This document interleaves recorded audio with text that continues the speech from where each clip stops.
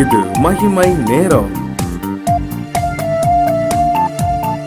மகிமை டிவி நேயர்களுக்கு மீண்டும் என் அன்பின் வாழ்த்துக்களை தெரிவித்துக் கொள்கிறேன். கடந்த நாட்களாக நாம் சவுலை குறித்து தியானித்தோம். பின்பு மார்த்தாள், அதன் பின்பு சீமோன், அதற்கு அடுத்ததாக சாமுவேலை குறித்து தியானித்தோம். நம்ம சாமுவேலை குறித்து தியானிக்கும் போது நம் பிள்ளைகளை எவ்வாறு வளர்க்க வேண்டும், எவ்வாறு வழிநடத்த வேண்டும் என்பதை நாம் கற்றுக்கொண்டோம். டெக்னாலஜிக்கலாக அவங்க சொல்கிறத நம்ம மட்டும் கவனிக்கக்கூடாது. தேவன் கொடுக்குற அபிஷேகத்திலையும் நம்ம கண்டு கரெக்டாக நினச்சினும் கைட் பண்ணணும் அப்படின்னு சொல்லி கற்றுக்கொண்டோம். அடுத்து பார்க்க போகிறோம் ஆபிரகாமை பற்றி. அதற்கு ஆதாரமாக எடுத்துக்கொண்ட வேத வசனம் ஆதியாகமம் 22ஆம் அதிகாரம் 11ஆம் வசனம். அப்பொழுது கர்த்தருடைய தூதனானவர் வானத்திலிருந்து ஆபிரகாமே ஆபிரகாமே என்று கூப்பிட்டார். அவன் இதோ அடியேன் என்றான். சரி, இந்த ஆபிரகாம் யார்? அவன் நல்ல ஒரு சின்ன சிலைகள் விக்கிரகங்களை செய்யக்கூடிய ஒரு தகப்பனுக்கு பிறந்த மகன். ஆதியாகமம் 12ஆம் அதிகாரத்தில் பார்த்தீங்கன்னா ஆபிரகாம்கிட்ட நோக்கி தேவன் பேசுகிறார். ஆபிரகாமே, நீ உன் இனத்தையும் உன் வீட்டையும் என்ன செய்கிற தகப்பன் வீட்டையும் விட்டுட்டு புறப்பட்டு நான் உனக்கு காண்பிக்கும் தேசத்துக்கு போ. அங்கே நான் உன்னை பெரிய ஜாதியாக்கி உன்னை ஆசீர்வதிக்கவே ஆசீர்வதித்து உன்னை பெருகவே பெருக பண்ணுவேன்னு சொல்லி ஆசீர்வாதத்தை கொடுக்குறார். இவன் என்ன செய்கிறான்? அந்த ஒரு தேவனுடைய வார்த்தையை விசுவாசித்து அப்படியே என்ன செய்கிறான்? கடந்து அப்படியே போகிறான். அதுக்கு பிறகு நிறைய வருஷங்கள் ஆகுது, குழந்தையே இல்லை. 100வது வயசில் ஒரு குழந்தையை கொடுக்குறான். 25 இயர்ஸ் இது அவன் என்ன செய்கிறான்? வெயிட் பண்ணி ஒரு அழகான ஆண் குழந்தையை பெற்றெடுக்கிறான். அந்த பையன் வளர்ந்து கொஞ்சம் வாலிப ஸ்டேஜுக்கு முந்தின ஸ்டேஜில் என்ன செய்கிறாரு? தேவன் அவர்கிட்ட இவன் இன்னும் என்னே தான் நேசிக்கிறானா, நான் சொல்கிற வார்த்தையை அவன் கேட்குறானா ஆபிரகாம் அப்படின்னு சொல்லி தேவன் ஆபிரகாமை அவன் உண்மையாக இன்னும் நேசிக்கிறான்னு தெரிந்து கொள்வதற்காக ஒரு டாஸ்க்கு கொடுக்குறார். என்ன டாஸ்க் கொடுக்குறாருன்னா, நீ உன் மகனை இந்த மலைக்கு இந்த இடத்துக்கு கூட்டு போய் நீ பலியிடு அப்படின்னு சொல்கிறார். உடனே அவன் பார்க்குறான், தாய்கிட்ட சொன்னால் தாய் என்ன செய்ய மாட்டா, விட மாட்டான். ஏதாச்சும் ஒன்று சொல்லி என்ன செஞ்சிருவாங்க? மகனை தடுத்துருவாங்க குடும்பம். அப்போ யார்ட்டையும் சொல்லாமல் நாங்கள் பலி செலுத்த போகிறோம் தேவனுக்குன்னு சொல்லி எந்த பையனை பலி செலுத்துகிறாங்களோ அந்த ஈசாக்கு மேலே விறகு கட்டை எல்லாம் கொடுத்து நெருப்பெல்லாம் கொண்டுட்டு மலை உச்சிக்கு என்ன செய்யப்போ. ஏன்னா யாரும் தடுத்துடக்கூடாது. வேலைக்காரனெல்லாம் கீழே விட்டாச்சு, யாரும் தடுத்துடக்கூடாது. ஏன்? தேவன் சொன்ன வார்த்தையை அப்படியே ஆபிரகாம் கீழ்ப்படுகிறார். அப்போ ஈசாக்கு பாருங்க, போகிற வழியில் கேட்குறோம். அப்போ பலி செலுத்துவதற்கு விறகு கட்டை இருக்குது, நெருப்பு இருக்குது, ஆடு எங்கே அப்படின்னு கேட்குறான். அப்போ ஆபிரகாம் சொல்கிறாரு, கர்த்தர் பார்த்துக்கொள்வார் அப்படின்னு சொல்லிட்டு மலை உச்சிக்கு போனால் பலிபீடத்தை கெட்டுறாரு, விறகுல அடுக்கிறாரு. படபடன்னு என்ன செய்கிறாரு? ஈசாக்க கையும் காலையும் பிடிச்சி கெட்டுறாரு.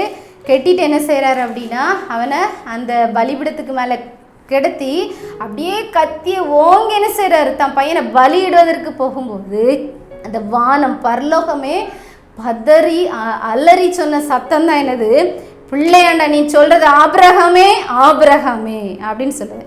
அப்பவும் அவன் என்ன சொல்கிறாரு அப்படின்னா, அவன் இதோ அடியேன் அப்படின்னு நினச்சிடான். சொல்லுங்க ஆண்டவரே அப்படின்னு சொல்லி கேட்குறான். கை மேலே ஓங்கி இருக்கு, தேவனுடைய சத்தத்தை கேட்குறான். இது வரைக்கும் ஆபிரகாம் மட்டும்தான் தேவனுடைய சத்தத்தை கேட்டான். தேவனை பார்க்கல, ஒன்றும் செய்யலை, தேவனுடைய சத்தத்தை கேட்டு அதன்படி நடந்து கொண்டே இருக்கிறாரு. ஆனால் இப்போ பலிபீடத்தில் படுத்திருக்கிற ஈசாக்கும் யாருடைய சத்தத்தை கேட்கிறான்? தேவனுடைய சத்தத்தை கேட்குறான். அப்போ பெற்றோராகிய நாம் தேவன் சொல்லக்கூடிய காரியத்தை நாம் கீழ்ப்படியும் போது நம்முடைய பிள்ளைகளும் தேவனுடைய சத்தத்தை என்ன செய்கிறாங்க? கேட்குறாங்க. இதில் நாம் கற்றுக்கொள்ளக்கூடியது ஆபிரகாமே ஆபிரகாமே அப்படின்னு சொல்லும்போது அவர் சொல்கிறாரு, யூ லிசன் டு மீ, நான் சொல்கிறத நீ கேளு. உடனே இவன் சொல்கிறாரு, பிள்ளையாண்டன் மேலே என்ன செய்யாத, கையை போடாத, கையை தூரெடு அப்படிங்கிறார். பலி செலுத்துன்னு சொன்னது அவர் தான், இப்போ கையை தூரெடு அப்படிங்கிறார். உடனே கையிலேருந்து கத்தி தூக்கி தூர போட்டுட்டு பையன் என்ன செய்கிறான்? கட்டை வெளுத்து விடுகிறான். இப்போ ஈசாக்கு தேவனுடைய சத்தத்தை கேட்டான். கேட்டுட்டு அந்த நேரத்தில் ஆபிரகாம் விசுவாசோட சொன்ன வார்த்தைனது பலி என்ன செய்யும்? பலிக்கான ஆடை தேவன் பார்த்துக்கொள்ளார். அங்கே ஒரு பொதருக்குள்ள முள்ளுக்குள்ளே சிக்கியிருந்த ஒரு ஆடை பார்க்குறார். இந்த ஆடை பற்றி வெளிப்படுத்தின விசேஷத்தில் அழகாக கொடுத்துருக்கு பாருங்க. 13ஆம் அதிகாரம் 8ஆம் வசனத்தில் இயேசு கிறிஸ்து உலக தோற்றத்துக்கு முன்பாகவே அடிக்கப்பட்ட ஆட்டுக்குட்டி அப்படின்னு சொல்லியிருக்கு. ஆபிரகாம் காலத்தில் ஈசாக்கை பலியிட போகும்போது அந்த முட்புதரில் சிக்கி இருந்தது அடிக்கப்பட்ட இயேசு கிறிஸ்துவாகிய ஆட்டுக்குட்டி. அப்போது உலக தோற்றத்துக்கு முன்பாகவே அடிக்கப்பட்டவர் அன்றைக்கு ஈசாக்குக்காகவும் அடிக்கப்பட்டார். இதை அந்த வேதவசனம் நமக்கு என்ன செய்கிறது? கற்றுத்தருகிறது. அப்போ பெற்றோராகிய நாம் தேவனுடைய வார்த்தைக்கு எவ்வாறு செவி கொடுக்குறோம்? முழுமையாக செவி கொடுக்குறோமா? அதுக்கு யாரெல்லாம் தடையாக இருந்தாலும் அந்த தடையை விட்டுட்டு அதுக்கு அப்பாற்பட்ட இடத்துல போய் தேவனுடைய வார்த்தைக்கு நம்ம கீழ்ப்படியும் போது நம்முடைய பிள்ளைகளும் தேவனுடைய சத்தத்தை என்ன செய்கிறாங்க, கேட்குறாங்க. அவன் எப்படி நீங்கள் என்னை கொல்லலாம் அப்படின்னு சொல்லி எதையுமே எதிர்த்து பேசலை. என்னோட தகப்பனை வழி நடத்துகிறவர் தேவன். அதை அவன் பார்த்துக்கிட்டே வரான். அதை பார்த்துட்டே வர்றனால அவனுக்கு யாருமே டீச் பண்ண வேண்டிய அவசியமே இல்லை. நீ அதை செய், இதை செய். அப்பாவுடைய வாழ்க்கை அவனுக்கு ஒரு ரோல் மாடலாக இருந்தனால தேவனுடைய வார்த்தையை ஆபிரகாம் கேட்டு நடந்தனால ஈசாக்கும் தேவனுடைய வார்த்தையை கேட்பதற்கு அவனுக்கு சந்தர்ப்பம் கிடைத்தது. அந்த ஆட்டை எடுத்தாங்க, பலியிட்டாங்க. அந்த இடத்துல இருந்து என்ன செய்றாங்க, சந்தோஷத்தோட கடந்து செல்றாங்க. அப்போ இன்றைக்கு நாம் எவ்வாறு இருக்கிறோம்? தேவ ஆட்டுக்குட்டியாகிய இயேசு கிறிஸ்து நமக்காக சிலுவையில் தம்முடைய ஜீவனையே என்ன செய்றாரு, பலியாக கொடுக்குறாரு. அதை நம்ம கேட்குறோம், நம்ம பிள்ளைங்களுக்கு நம்ம சொல்லி கொடுக்குறோம். நீங்கள் உட்காரும் போதும், எழுந்திருக்கும் போதும், படுக்கும் போதும், நடக்கும் போதும் அவைகளை குறித்து பேசிக்கொண்டு சிந்தித்து கொண்டு இரு அப்படின்னு சொல்லியிருக்கேன். நம்ம பிள்ளைங்களுக்கு எவ்வாறு கற்றுக் கொடுக்கிறோம்? நம்ம கற்றுக் கொடுக்கறது முக்கியம் இல்லை, நம்முடைய வாழ்க்கையில் நம்ம அதை கடைபிடித்து அதே போல நடக்கிறத பார்க்குற நம்ம பிள்ளைங்க தேவனுடைய சத்தத்தை கேட்டு தேவனுடைய வழி நடத்துறதுக்குள்ள என்ன செய்றாங்க, நடந்து போகிறாங்க. நம்ம பிள்ளைங்க தப்பு பண்ணுறாங்க அப்படின்னா நம்ம ஏதோ இடத்துல தப்பு பண்ணுறோம். நம்ம சரியான ட்ராக்ல போகும்போது நம்ம கண்ணீர் வடிக்க வேண்டிய அவசியம் இல்லை. கடவுள் என்ன செய்கிறாரு, நம்முடைய பிள்ளைங்களை தானா வளரும். ஊராம் பிள்ளையை ஊட்டி வளர்த்தா தான் பிள்ளை தானா வளரும் சொல்றது இதுதான். தேவனுடைய சத்தத்தை கேட்டு நடக்கும்போது தான் பிள்ளை தானா தேவனுடைய சத்தத்தில் என்ன செய்யும், நடக்கும்.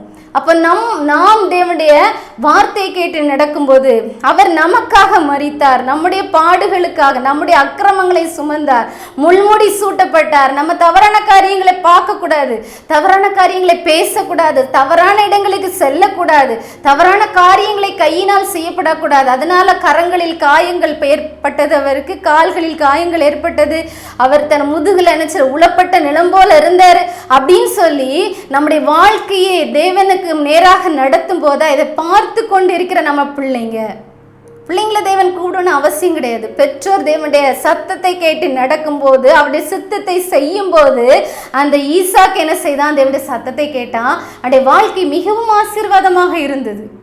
ரெட்டிப்பான ஆசீர்வாதத்தை பெற்றுக்கொண்டார். ரெபேக்கா நல்ல மனைவியை பெற்றுக்கொள்றான். அதுக்கு பிறகு என்ன செய்கிறான், எல்லாம் அவன் விதைக்கிறான். பாருங்க, நம்மெல்லாம் நிறைய காரியங்களை செய்கிறோம். 10 மடங்கு கிடைக்கும் பலன், 30 60 மடங்கு அப்படி நம்ம கிடைக்கிறோம். ஆனால் ஈசாக்கு விதைத்தான் 100 மடங்கு ஆசீர்வாதத்தை பெற்றுக்கொண்டான் அப்படின்னு சொல்லி நம்ம வேத வாக்கியங்களில் பார்க்குறோம். அப்போ இதற்கு எல்லாம் காரணம் என்ன, அந்த பெற்றோராகிய ஆபிரகாம் தன்னுடைய சத்தத்தை கேட்டான். அந்த சத்தத்தை தன்னுடைய குழந்தையாகிய ஈசாக்கும் கேட்கும்படி அதன் வழி நடத்தினால என்ன செஞ்சான், வாழ்க்கையில் ஈசாக்கு 100 மடங்கு ஆசீர்வாதத்தை பெற்றுக்கொள்ள முடிந்தது.